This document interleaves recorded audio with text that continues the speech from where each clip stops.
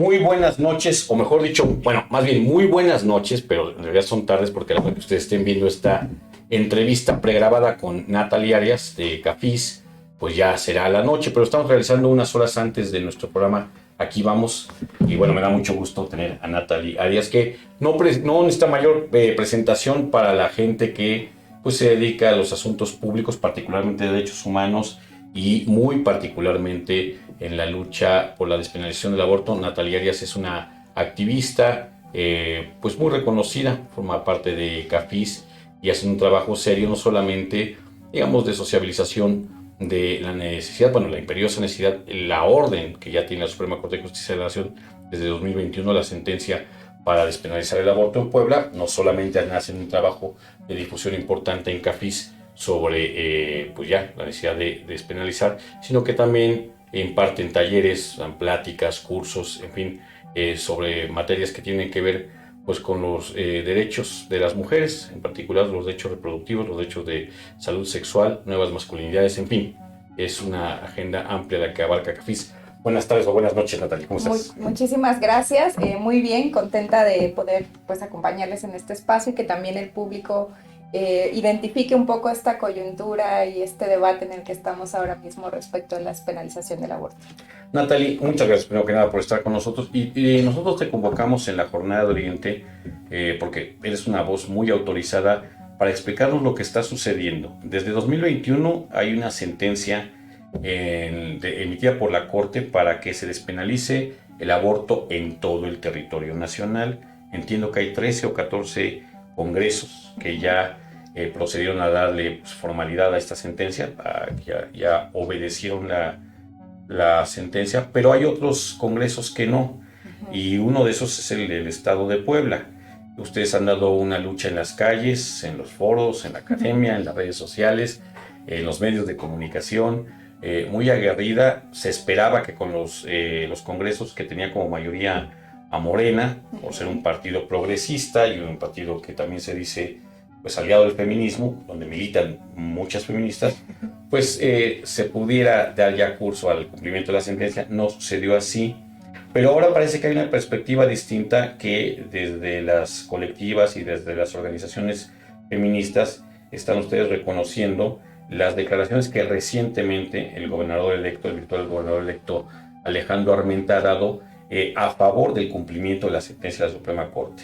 ¿Qué perspectiva tienen ustedes respecto a lo que puede ser todavía en esta legislatura? Porque también hay que decirle y recordarle a nuestro público que pues esta legislatura está a punto de terminar y parece que es el último llamado, así que desgraciadamente lo voy a invocar así, el último llamado a misa, aunque no deberíamos decirlo así porque parece que nuestros legisladores y legisladoras todavía siguen pues legislando con sotana, digo yo. Decimos nosotras que esta tiene que ser la buena. Bien. Bueno, hay un panorama, creemos, favorable, ¿no? Respecto de este tema, como bien lo dices, ya desde hace algunos años hay una sentencia de la Suprema Corte de Justicia de la Nación. Muchos estados han reformado sus códigos penales y sus leyes estatales de salud para brindar este servicio y permitir no solo el acceso al aborto, sino también, pues, que no se criminalice a las mujeres y personas con capacidad de gestar que interrumpen embarazos en diversas circunstancias.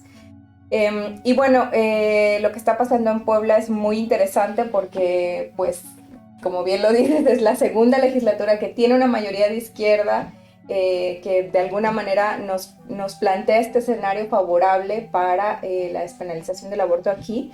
Pero también tiene un Congreso que ha, digamos, dado espacio a voces plurales, diversas, que también dicen, entendemos que hay una sentencia, entendemos que además hay un amparo, porque recordemos que las organizaciones como CAFIS o DECIR y GIRE obtuvimos un amparo el año pasado para que las mujeres que acompañamos o asesoramos puedan acceder a servicios de aborto electivo, pero solo a las mujeres que nosotras acompañamos y asesoramos que puedan acudir a alguna de las clínicas habilitadas, que hasta el momento son solo 4 y están en 3 en Puebla y una en Tehuacán. Entonces, los servicios están... Solamente en 4 clínicas. Los servicios están centralizados, desafortunadamente. Somos un territorio muy amplio, 217 municipios, pues habla de una diversidad muy importante. De aquí a algunos de los territorios de la sierra, por ejemplo, pues se llegan a hacer más de 4 horas, ¿no? Entonces no es sencillo que todas puedan acceder a estos servicios. Y la modificación de la ley permitiría precisamente eso, generar condiciones de igualdad para quienes están en otros territorios, ¿no? No solo a través del amparo, sino que ya de una vez quede estipulado, pues que se pueden otorgar esos servicios sin ninguna implicación, no solo para las mujeres, también para el personal médico, porque es cierto que muchas médicas y médicos tienen ese temor por el desconocimiento al marco normativo, de que si lo que están haciendo está bien o está mal o está permitido o no, y creo que eso le daría certeza pues a todas las partes. En este momento todavía hay implicaciones legales, no solamente para la mujer que decide interrumpir voluntariamente su embarazo, sino también para el personal médico. Sí. Esto incluye obviamente a los doctores, a los médicos, enfermeras y auxiliares en este proceso. Entiendo que es así, a menos que acudan con ustedes, que les acompañen con este amparo. Sí, justo. Para abortos, digamos, electivos, que es como les nombramos, digamos, estos abortos que se pueden dar en un periodo determinado, como ocurre en la Ciudad de México, semana 12, o como ocurre en otros estados, semana 13 o 14, ¿no?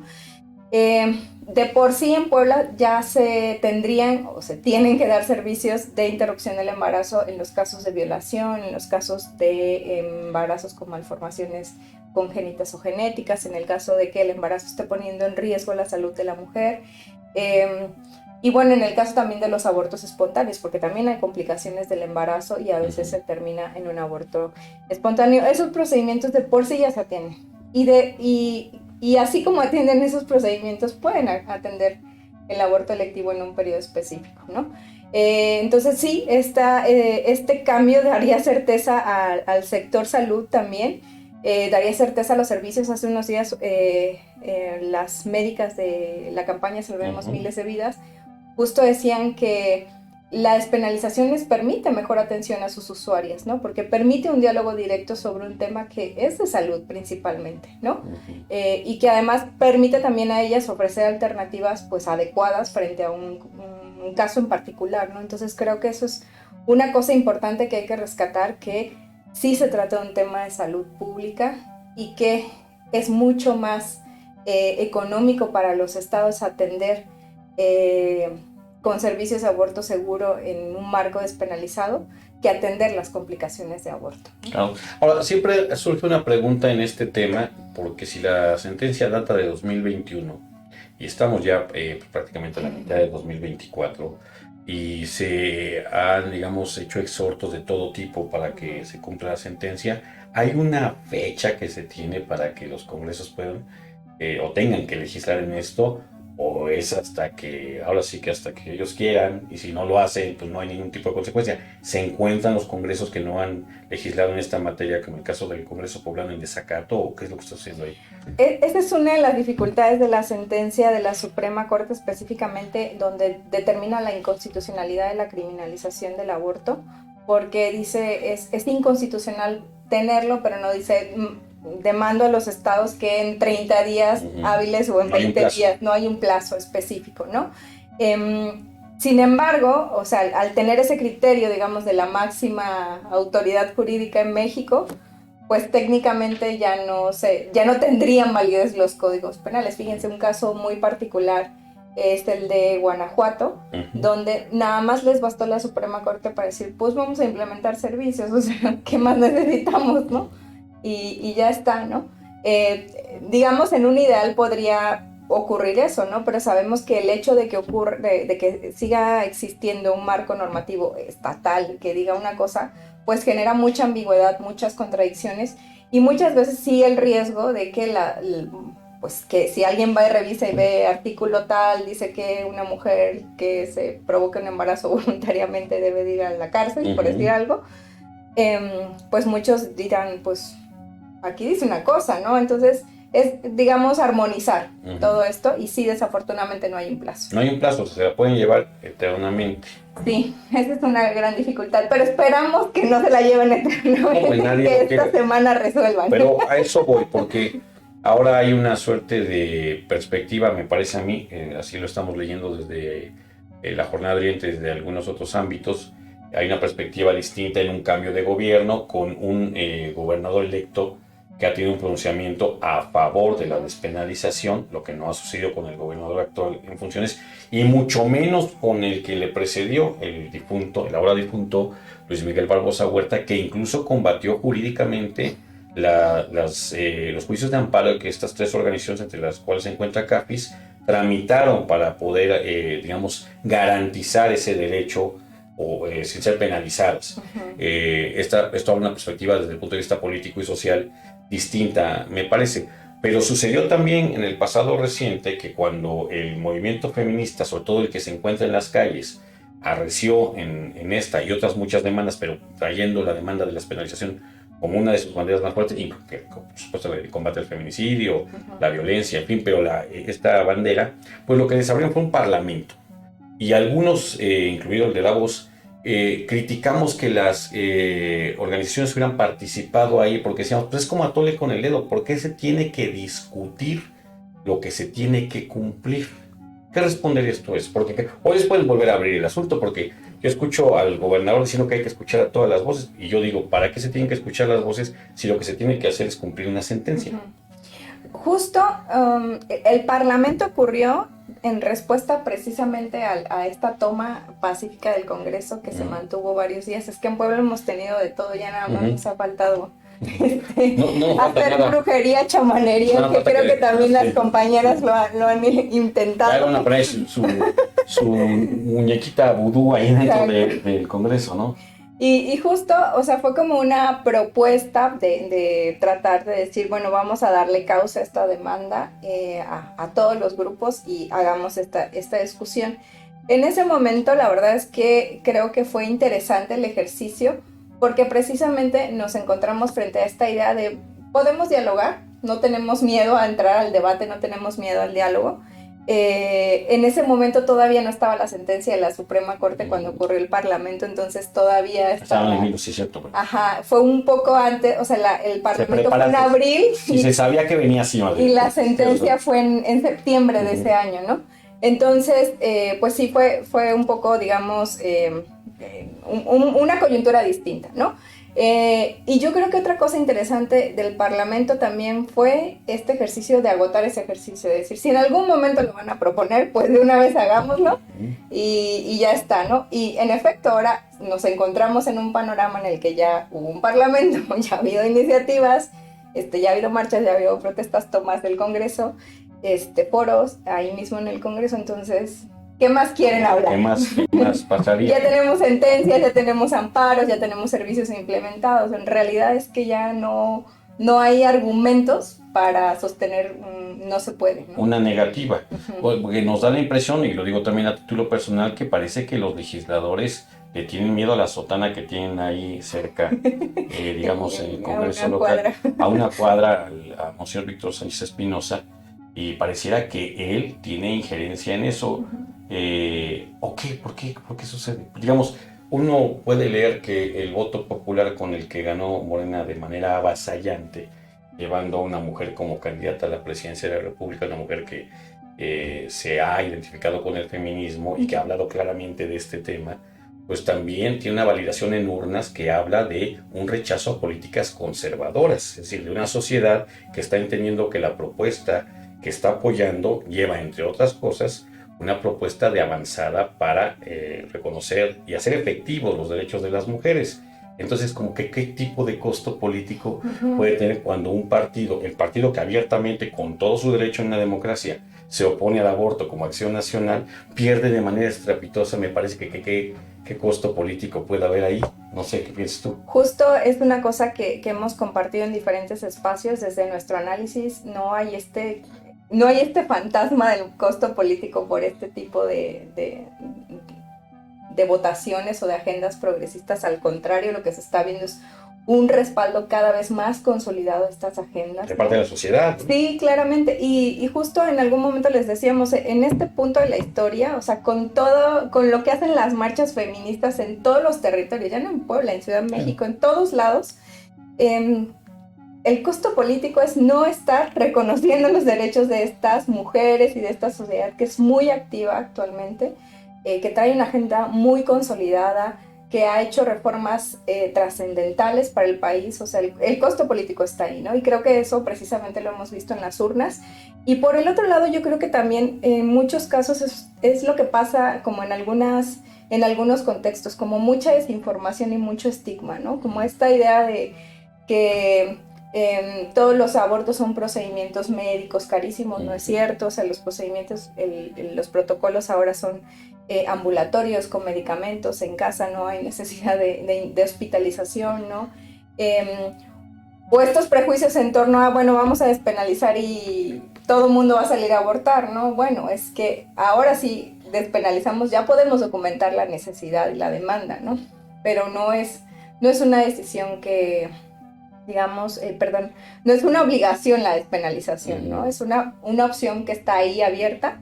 Y la otra cosa que yo diría, precisamente a partir de, nosotras llevamos 230 casos de asesorías hasta el 30 de junio para... Desde que tienen los amparos. Desde los amparos. Que fueron conseguidos en cuando, el año pasado. 5 de diciembre, se implementaron los servicios, al 30 de junio, 230 solicitudes. 5 de diciembre del 2023. Sí. Se atravesaron vacaciones siempre. Entonces, cuentan los días no hábiles. Pero bueno, en ese contexto, lo que hemos reconocido nosotras es que muchas son mujeres que se asumen católicas, ¿no? Que tienen, o sea, optan por tomar esta decisión al margen de sus creencias personales, individuales. Es decir, en ese sentido, no es que la Iglesia Católica tenga injerencia realmente en el cotidiano, ¿no? De las mujeres cuando se enfrentan a una situación como esa. Muchas tienen hijas o hijos, ¿no? Muchas son madres. O muchas vienen acompañadas de sus familias, de sus esposos, ¿no? Entonces no es una decisión tampoco, pues como nos las han vendido, ¿no? De puras irresponsables, sino es mucho más complejo. Y bueno, 230 solicitudes me parece que hablan, pues también de la apropiación del ejercicio de un derecho, ¿no? O sea, decir, es mi derecho poder informarme sobre esto y decidir si quiero una clínica, si quiero el acompañamiento, etc. Sí, pero hay que recordar nada más esta actividad muy importante a favor de la despenalización y en general de los derechos de las mujeres que ha tenido alguna organización alemana de CAPIS, si me lo permites, como Católicas por el Derecho a Decidir, que justamente hace unos meses estuvieron aquí en Puebla hablando del asunto, del problema, de lo que implica que una mujer no puede ejercer su derecho a decidir sobre su cuerpo, a interrumpir voluntariamente, con todas las garantías de sanidad que el Estado le puede proveer. Y bueno, pues eso implica un problema mayúsculo de salud que tiene costos en vidas humanas, pero también tiene costos económicos. Y justo de eso te quiero preguntar, porque ahí lo tocaste un poco, lo has tocado en tus respuestas, pero hay quien dice, bueno, ¿ya por qué las feministas están buscando la despenalización si en los hechos esto ya está sucediendo? Justo con los 3 amparos, bueno, no son amparos, con los amparos que tienen estas 3 organizaciones, y entiendo que hay otras 2 más que están apoyando con los juicios de garantías que ustedes ganaron, pues ya quien quiera acude con ellas y no se tiene que, digamos, poner en la ley este asunto. ¿Qué respondes? O sea, cuando dicen, en los hechos ya tienes la garantía, o sea, que ya tienes la garantía garantizada, si se puede. O sea, en términos como ideales, así tendría que ser. Sin embargo, o sea, el hecho de que tenga que mediar o sea, el acompañamiento de las organizaciones lo que hace es que tiene que haber una constancia de la organización que respalda a la mujer, y la mujer tiene que reunir una serie de documentos para acceder a esa interrupción. No es que yo digo, pues ahí les mando a esta usuaria. No, hay un procedimiento burocrático, digamos, ¿no? Entonces, eso es por un lado. Por el otro, en el marco de ese amparo, el sector salud dijo, bueno, para atender el amparo yo voy a habilitar esto, ¿no? Es diferente a decir... 4 clínicas para todo el estado, para 217 municipios. 4 clínicas que tienen un horario de lunes a viernes, estipulado, que muchas veces, por ejemplo, si alguien trabaja, hemos tenido casos de mujeres que no pueden conseguir salirse un momento del trabajo, que les dificulta, que van pasando los días, ¿no? O sea, que se vuelve complicado, ¿no? Y imagínate, además, venir de otro municipio, ¿no? Venir un día a recoger la constancia, y luego otra vez al procedimiento, y luego otra vez a la revisión, o sea... Que pues sí, con la aflicción que seguramente trae cualquier mujer que toma esta decisión, que no es una decisión para nada fácil, ni cómoda, ni mucho menos, porque nos parece también, hay un sector de la sociedad que parece que no comprende bien que hay además un asunto difícil de decisión para la mujer, ¿no? Supongo que es así, no me atrevo a opinar porque no me compete, pero hay esa situación y que además le metes todo el trámite burocrático, todo el trámite, ¿no? Sí, no, o sea, en realidad no existe el servicio en todo el territorio, esa es una realidad, tendría que existir. Y lo que de alguna manera también como autocrítica al amparo nosotras asumimos es que hay una desigualdad entre quienes se enteran del amparo y pueden hacer el procedimiento y acudir a estas clínicas y quienes no. Es generar pues injusticia para algunas, ¿no? En el mismo territorio. Entonces es como, ¿de qué estamos hablando? Es una condición de excepción, ¿no? Exacto, exacto. Y eso nos parece, nos preocupa, ¿no? Además de que como lo hemos hecho muchos años, el trabajo de acompañamiento aquí lo seguimos sosteniendo quienes tenemos el amparo, ¿no? O sea, claro, nosotras tenemos que gestionar con ellas el acompañamiento. Nosotras, por ejemplo, a partir de la demanda, pues hemos empezado a hacer algunas acciones que también implican trabajo, que también implican esfuerzo, tiempo de las compañeras que hacemos este acompañamiento. Y pues es trabajo que tendría que estar resuelto si hubiera instituciones habilitadas. Claro. Ahora, quisiera pasar a otra parte que yo quisiera que comentaras, porque actualmente en los corillos políticos, como siempre se especula, dicen que ya es inminente la despenalización, hay quien habla que ya está próxima, puede ser también, yo digo, a veces atole con el dedo, ojalá no sea así, ojalá en verdad ya se decidan a cumplir con la sentencia y ofrezcan mejores garantías, pero hay quien habla solamente de decir, pues vamos a quitar la penalización justo del Código Penal. Y eso será todo el movimiento que se pueda hacer y damos por cumplida la sentencia. ¿Qué está bien de eso y qué está mal de eso? Bueno, la ventaja si eso sucediera. Pues, sí, en nuestro contexto es que si sucediera, y en muchos otros también ya ha pasado así, es que hay una ruta y hay un protocolo de atención, ¿no? Muchas veces se intentaba hacer las dos modificaciones de Código Penal y Ley de Salud como para tratar de que se blindara la implementación de los servicios, ¿no? Que luego decían, no, pues sí, muy bonito su Código Penal, pero a mí ¿quién me dice que yo tengo la obligación, ¿no?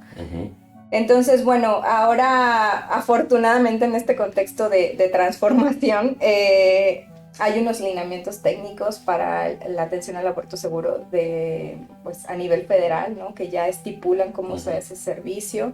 En Puebla ya tenemos un protocolo a partir de lo implementado en el amparo que ya está asignado de alguna manera desde las clínicas. Entonces ya hay una ruta de servicios, ¿no? Esa es la posibilidad.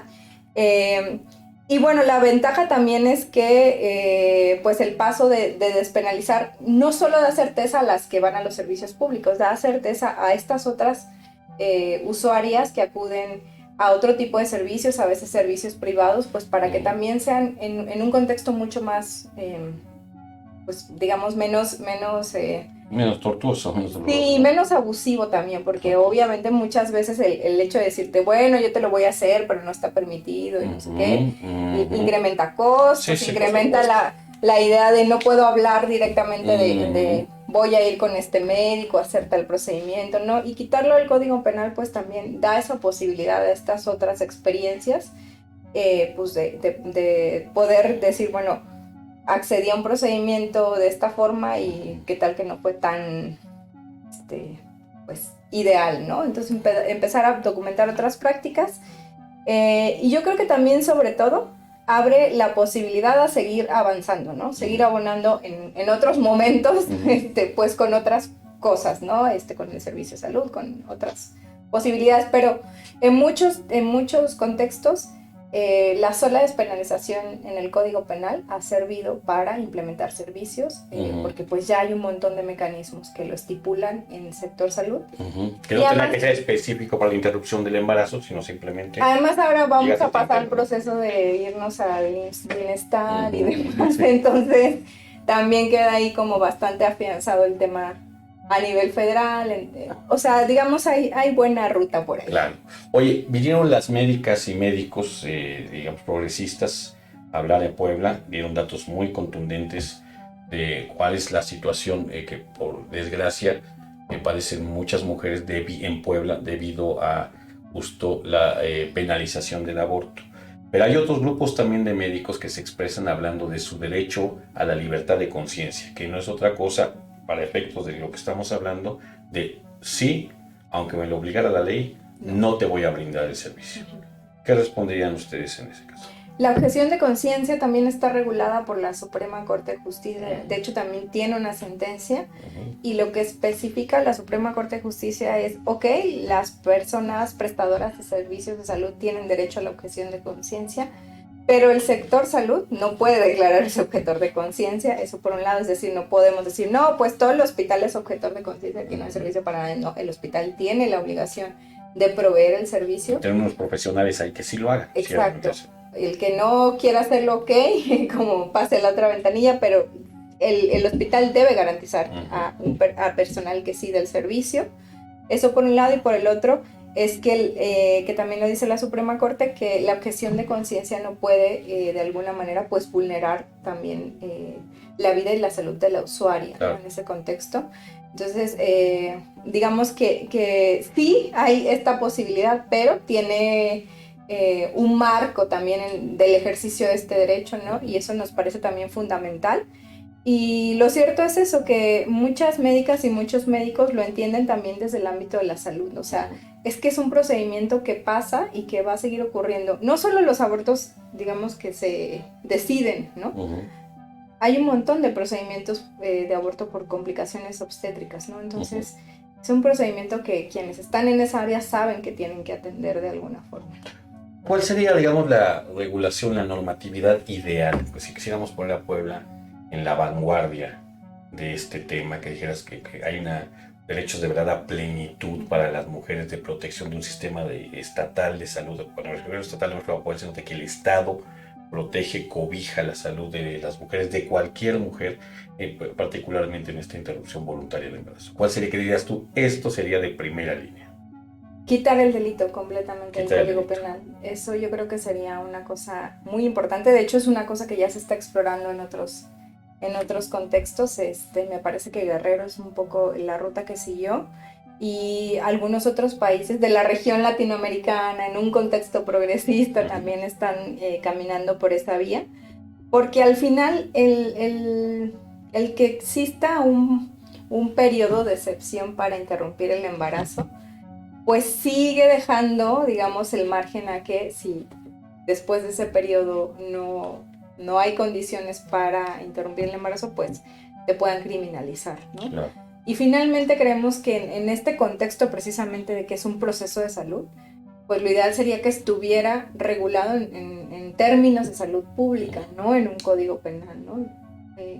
Creo que ninguna mujer que aborta puede ser de alguna manera entendida pues desde esta idea de criminal, ¿no? Porque al final muchas cosas atraviesan, ¿no? a estas mujeres, y lo cierto es que muchas veces sobre esta criminalización también se construye pues el estigma, el abandono, y pues esta idea de por sí las mujeres en centros penitenciarios son las más abandonadas, las más rezagadas, las que menos acceden a la justicia. Entonces criminalizarlas por algo que atraviesa nuestros cuerpos pues es generar condiciones de desigualdad también, claro, ¿no? Oye, ¿han tenido pláticas recientes con esta legislatura? O sea, ¿les han consultado, les han pedido opinión para la elaboración de los dictámenes? Entiendo, son 3 dictámenes, 3 iniciativas las que hay. Son 2 iniciativas, bueno, las últimas 2 iniciativas, porque este congreso lleva 8 iniciativas. Ya casi hace 10. En algunas hemos tenido un diálogo directo para enriquecerlas, por ejemplo, las primeras que surgieron con la bancada de Morena. Tuvimos un diálogo post presentación de las iniciativas, un poco para enriquecer estos puntos débiles o estos puntos que veíamos que era importante como reformular, ¿no? En caso de que siguiera fluyendo. Con la bancada del PT estuvimos preparando previo, ¿no? al proceso de la iniciativa, pues estas discusiones, esta mesa de trabajo. En ese momento habíamos trabajado reforma al Código Penal, a la Ley de Salud y a la Constitución. Y en esta última iniciativa, estas últimas iniciativas que presentan son las, retoman Código Penal y Código Salud, que ya habíamos estado dialogando con el grupo de IPT, entonces digamos ya hay camino andado, ya es un pues. trabajo que ya se había hecho, no se modificó mucho de esa propuesta. Se actualizaron algunas cosas que están, digamos, en el marco normativo actual, y lo que sí es importante decir, pues, es que cada una está en una comisión, ¿no? Lo cual es una ruta importante, mejor que la que ojalá hubieran, ¿cómo se llama este proceso? Se me acaba de ir cuando, excepción de... Una votación económica. Ajá, cuando ya no se tienen que ir a comisiones y se... Claro, bueno. porque se omite, pues. Ustedes me entienden. Sí. Que no se hubieran ido a comisión, pero bueno, ahorita está en una comisión cada una de las iniciativas. En la Comisión de Justicia está la diputada Silvia Tanús, está el diputado Eduardo Alcántara, están varias de las personas que ya se han pronunciado públicamente a favor de la despenalización, entonces ahí vemos bastante buen panorama, ¿no? Y en la Comisión de Salud pues están también varias de las que sabemos que están apoyando pues el tema, a ver si se logran ambas. Pues Natalia Arias de CAFIS, no sé si quieres decir algo más, algo que no hubiera tenido la puntualidad de preguntarte, algo que quisieras decirle al público de la Jornada de Oriente. Pues que nos apoyen en este proceso. Creo que es muy importante que la sociedad se involucre en este diálogo, que la conversación se abra a otros espacios, que informemos a otras y a otros, en general a la población, que pues que la despenalización es un paso, digamos, que ya están dando en otros contextos y que más bien va en la garantía de derechos, y que de ninguna manera pues eso significa fomentar No. ¿cómo se llama? Obligar a todas, ¿no? Al contrario, es abrir una opción para aquellas que lo necesitan, y que ojalá también, o sea, de verdad que nosotros quisiéramos que no fuera una opción, ¿no? Pero está en la realidad de las personas, y que pues eso, que todas las que ya han interrumpido embarazos sepan que a partir del momento en que se reforme, pues esta decisión se tendrá que vivir también en libertad, ¿no? Claro. Y sobre todo libre de estigma. Tendríamos que poder hablar con nuestras familias, con nuestras amigas, claro, con nuestros amigos. Ese es otro proceso. Sí. Bueno, pues te agradezco mucho, Natalia Arias de CAFIS. Esta es tu casa, esta es la casa de CAFIS, la casa, por supuesto, de las compañeras feministas, que hay que decirlo y reconocerlo, han dado una batalla muy dura en todos los ámbitos, una batalla pacífica por las conciencias, por la transformación también de nuestros micromachismos o nuestros macromachismos, que ahí vamos en la deconstrucción para quienes somos más grandes, pero la verdad es que hay que reconocer que han sido tenaces en la lucha, y ojalá en verdad se escuche el pronunciamiento que ha hecho el gobernador electo Alejandro Armenta a favor del cumplimiento de la sentencia de la Corte para despenalizar el aborto en Puebla, y que no se esperen hasta la próxima legislatura. Ojalá pueda, que como un acto de verdad de justicia social de esta legislatura, y en particular de las bancadas que se dicen progresistas, antes de irse, pues cumplan con la sentencia y se vayan hasta, puede ser que hasta con honores, ¿verdad? Claro. Puede ser que se vayan hasta con un aplauso. que no pierdan la oportunidad de hacer historia, eso sería muy importante. Y bueno, también, sí, como bien lo dices, ha habido muchas mujeres, muchos años en esta lucha. Yo, digamos, soy una generación también que creció con esta exigencia, y hay muchas más jóvenes. Sí. Eso es lo importante, que si no ocurre ahora, que esperamos que sí, decretando, dijeran las compañeras, van a seguir, claro, la exigencia va a seguir, ¿no? Esto no va a parar. Pues les dejamos esta entrevista, ojalá puedan compartir, ahorita la vamos a presentar en este programa, pero más tarde vamos a tener un cortecito para que lo tengan en las redes sociales. Buenas noches. Muchas gracias.